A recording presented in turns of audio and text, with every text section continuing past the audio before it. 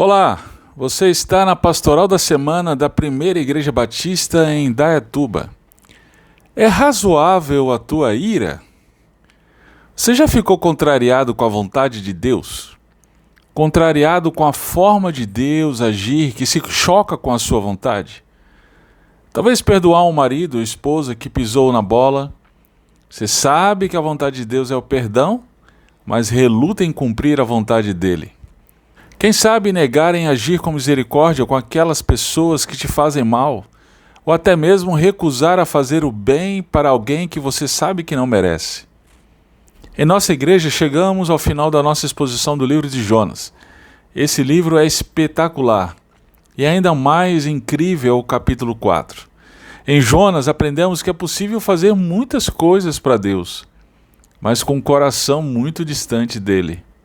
No capítulo 4 do livro de Jonas, Deus ainda ia tratar com o coração de Jonas. Incrivelmente, a reação de Jonas ao arrependimento de Nínive foi muito negativo. Ele ficou tão irado que pediu até mesmo para morrer. Por quê? Por que essa reação tão adversa? Qual o motivo de tanta contrariedade?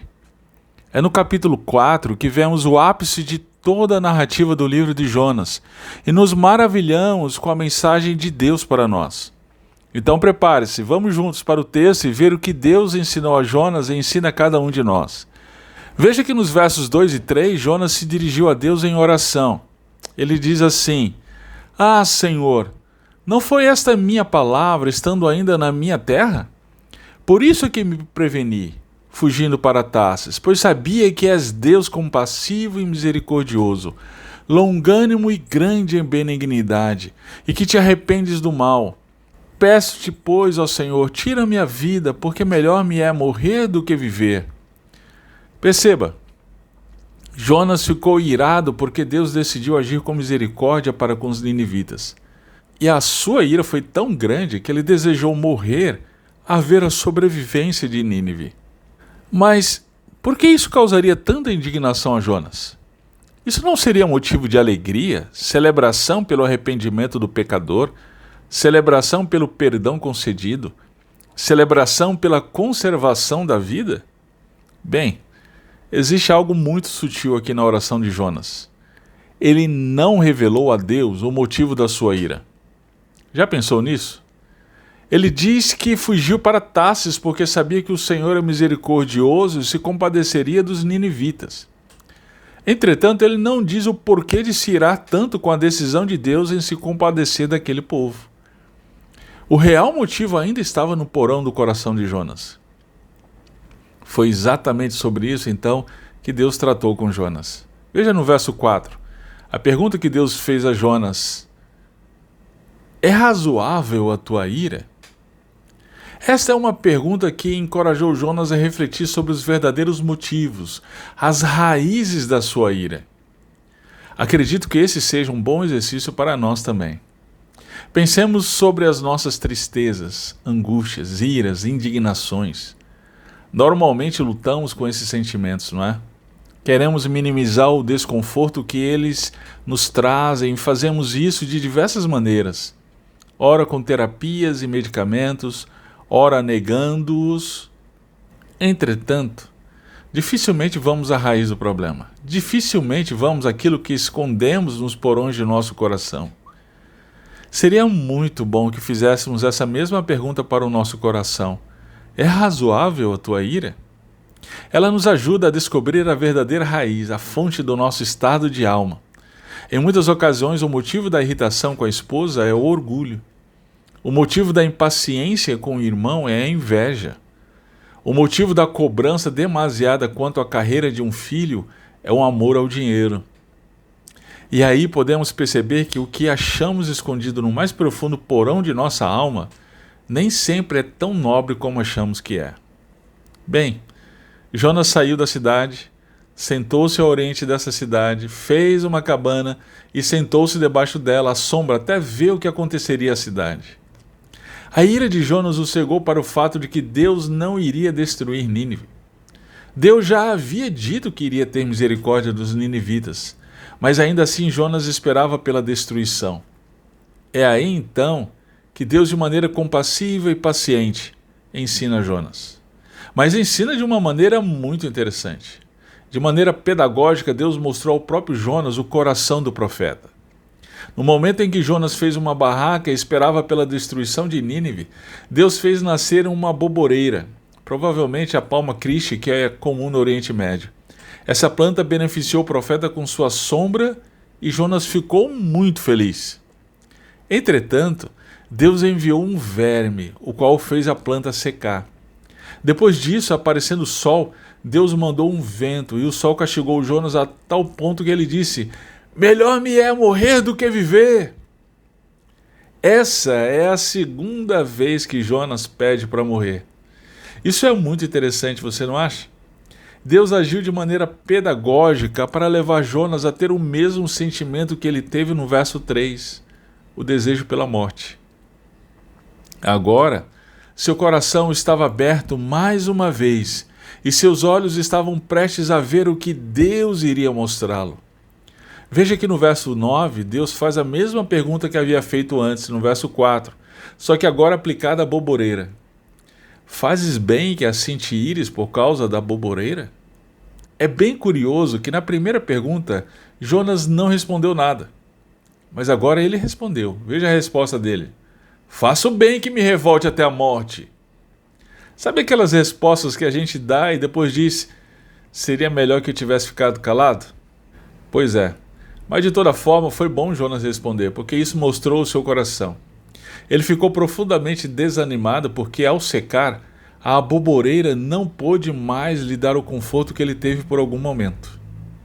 Jonas se compadeceu, mostrou interesse, teve prazer em uma planta, porque ela lhe trouxe algum benefício.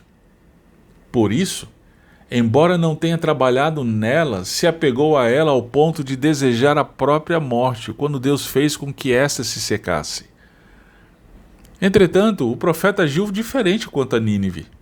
Jonas deveria se alegrar com a preservação dos ninivitas, como se alegrou com a planta. Entretanto, não foi isso que aconteceu. Por quê? Qual é o ponto aqui? O ponto é que a preservação da planta trazia benefícios para Jonas. Mas a preservação de uma nação com 120 mil pessoas e animais não lhe traria benefício nenhum. Ao contrário, a preservação de Nínive implicaria em juízo para Israel. Por que juízo para Israel? Porque Israel havia quebrado a aliança com o Senhor. Se entregara à idolatria, violência, injustiça, depravação. Diante disso, Deus enviou seus profetas no mesmo tempo de Jonas, Oséias e Amós. Esses profetas profetizaram que Deus enviaria os assírios, cuja capital era Nínive, para levar Israel cativo. Veja algumas dessas profecias. Oséias capítulo 11, verso 5. Não voltarão para a terra do Egito, mas a Assíria será seu rei, porque recusam converter-se. Amós capítulo 5, verso 27. Por isso eu vos levarei cativos para além de Damasco, diz o Senhor, cujo nome é o Deus dos exércitos. Veja, a despeito disso, de acordo com 2 Reis 14, 25, Jonas profetizava a prosperidade de Israel no tempo do ímpio rei Jeroboão II. Ou seja, Jonas queria que os ninivitas fossem destruídos porque, senão, eles invadiriam Israel, conforme estava sendo profetizado. Em outras palavras, Jonas estava mais preocupado com o bem-estar material de Israel do que com a vontade de Deus. Por isso ele reagiu quando foi contrariado. O coração de Jonas o governava e não Deus. Este também era o coração de Israel. Aliás, este é o nosso próprio coração. Nós também queremos Deus, mas só ao ponto de que Ele não nos incomode. Que o Senhor me dê uma casa, mas que eu não precise receber os irmãos. Que o Senhor me dê conhecimento de Sua palavra, mas que eu não precise discipular ninguém. Que o Senhor me dê filhos, mas que eu não precise ensiná-los a amar ao Senhor e à igreja. Que o Senhor me dê um bom salário, mas que eu não precise ajudar aqueles que estão em necessidade. Que o Senhor me dê uma esposa amorosa, divertida, inteligente e gentil, mas que ela não me confronte em meus pecados. Perdão, misericórdia, graça, compreensão, serviço, dirigimos tudo isso exclusivamente para nós mesmos, para o nosso próprio bem-estar. Por que estamos dispostos a investir na igreja, na iluminação, no som, nas cadeiras, no prédio, na EBD de ponta, em determinados projetos, ideias e programas, enquanto que não estamos assim tão dispostos em investir em pessoas e projetos que sabemos que são corretos e justos? Por que a obra missionária recebe tão pouco investimento da nossa parte, enquanto investimos milhões no espaço dos nossos cultos? Por que apoiamos financeiramente o missionário que vai para o Oriente Médio, mas quando o nosso filho fala de ser missionário, aí não? Por que os irmãos que passam necessidade ao nosso redor são tão desamparados quando gastamos horrores em entretenimento? Por que tantos abortos são feitos hoje? Será que não é porque entende-se que, de alguma forma, aquela criança trará prejuízo à mãe? E aquelas que não fazem aborto, mas ainda assim abandonam seus filhos a terceiros, têm o mesmo coração, querem perseguir seus próprios sonhos, seu próprio conforto, seus próprios planos, e uma criança naquele momento lhes atrapalharia. Perceba que o nosso coração é o nosso governante e se agarra com todas as forças naquilo que lhe trará algum benefício. Entretanto, Deus está mais interessado com o nosso coração do que com o nosso conforto. Muitas vezes somos postos em situações que nos mostram os porões do nosso coração.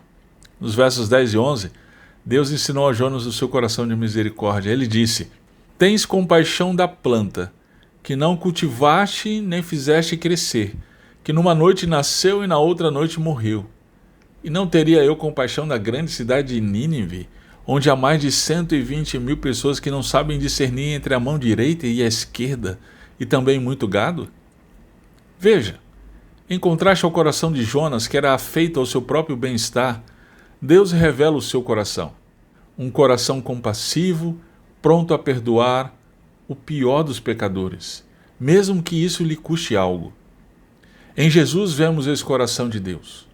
O coração de Jesus é o coração do Pai revelado no livro de Jonas, cheio de misericórdia. O seu sacrifício de tornar-se homem e morrer na cruz não lhe traria qualquer benefício. Ao contrário, segundo Paulo escrevendo aos Filipenses, Jesus deixou a sua glória e tornou-se servo. O sacrifício de Jesus não foi direcionado a pessoas boas. Tal qual Jonas e os ninivitas, somos rebeldes contra o bom Deus. Mas foi exatamente por isso que o Senhor Jesus morreu por nós. Ele o fez porque obedeceu ao Pai com o coração do Pai completamente misericordioso. Sendo assim, somente Cristo nos liberta das trevas do nosso coração. Somente Cristo transforma o nosso coração em um coração que se alegra no Senhor, se alegra com a vontade do Senhor, com os planos do Senhor, ainda que isso nos traga algum prejuízo imediato.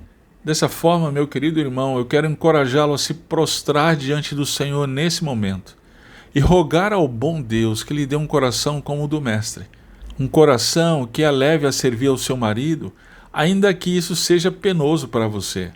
Um coração que o leve a amar a sua esposa, ainda que ela não mereça. Um coração que o leve a compartilhar o Evangelho para seus pais, amigos, parentes, ainda que isso lhe custe algo.